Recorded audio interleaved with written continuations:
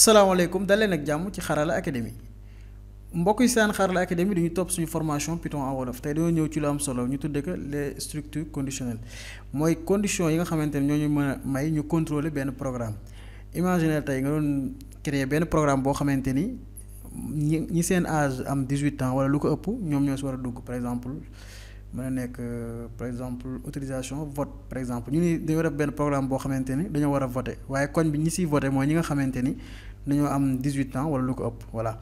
léegi boo amul conditionnel boobu ku nekk mën na ñëw dugg kenn ku am 17 ans mën na dugg 15 ans te loolu du yoon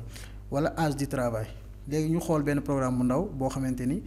day jël âge nit ki bu âge bi ëppee 18 ans wala mu tolloog 18 ans mu may ko mu daat koy ni ko vous êtes autorisé bu ko matul mu ni ko vous n'êtes pas autorisé léegi mën ngeen ko jéem a def balaa ñuy commencer mën nga pause vidéo bi merci.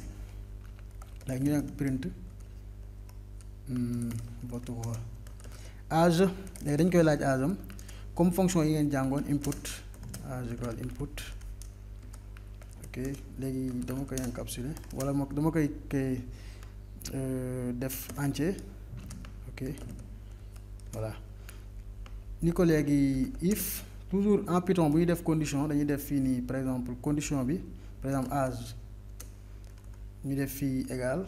comme benn égal mooy da ngay assigner dara. ñaari égal jàngoon nañ ko mooy opérateur de comparaison yi nga xamante ni jàngoon nañ ko bu yàggul égal par exemple 18 ñu ni print bienvenue bienvenue ok léegi fii dañoo def ñu bind if toujours kii ñaari points yi ngay def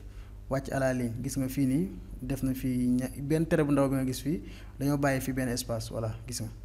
parce que boo defee lii day indi erreur xaaral ma la erreur bi nga xool gis nga erreur baa ngi nii indentation erreur parce que indentation bii nii moom moo remplacé yi nga doon gis ci yeneen langage de programmation yi lu ci mel na comme nii nga doon gis ci yeneen langage yi ok léegi ñu affiché programme bi xool ñu def Python condition if point py ok votre âge s'il vous plaît ma ñëw ni ko léegi bon 12 par exemple du indi dara du affiché dara léegi ñu essayé jox ko 18 ba xam 18 mun la bienvenue parce que yow autorisé nañ la waaye bu nekkee yow 18 rek ni nga autorisé kon ku am 18 ans rek ciy dugg voilà kon ku am 19 ans nag kooku xam nga matal na war na voter voilà léegi kon liñ jàngoon ci structure conditionnelle yi plus grand moo nekk nii bu âge bi ëppee wala mu tolloo ak 18 rek may ko mu dugg voilà bu ko matul nag ni ko fii sa yoon nekku si